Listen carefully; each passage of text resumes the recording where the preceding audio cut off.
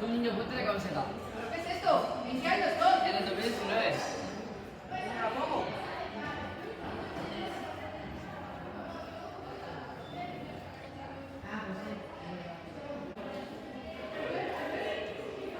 Ya.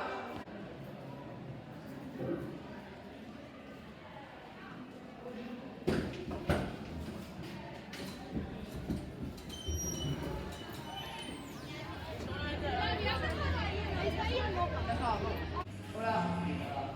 Quería pedir esto ahí. ¿Cuántos son? Sería ¿Esto no es? ¿Esto qué es? Esto no son 2 euros. Son 2 monedas de oro. No, esto no es. Ah, entonces no puedo comprarlo. No.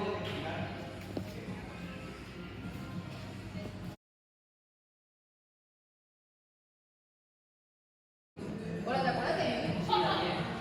¿Me puedes hacer un bocadillo, por favor? No tengo hambre y no tengo dinero. Pero que sea la última vez, ¿eh? Sí. ¿Y ahora qué hago? Pues tendré que buscar un trabajo.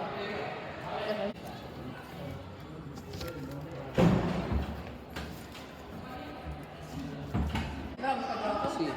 Vale, quería opositar para profesor. Ah, vale. No te encuentro. Vale, ¿yo tengo que entrar en algún lado o Sí, nada más? en 30 minutos será 205. ¿En la 105? Sí. Vale. Ya. Mira, 81 más 30, 130. 8 dividido entre 5 son 30. ¿Sí o no? Sí, sí, entendido, entendido. Vale. A ver. La pongo una fácil. 14 por 5. 1.000.000. Gracias.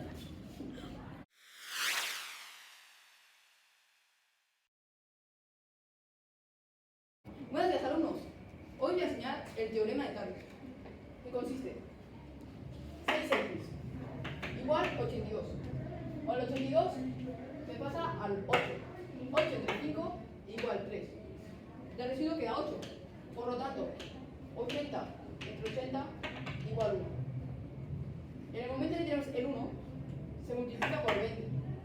Y ya daría 20 por 3 igual 60. ¿Lo habéis entendido, chicos? Sí. Amigo, que se te escapa, amigo, si quieres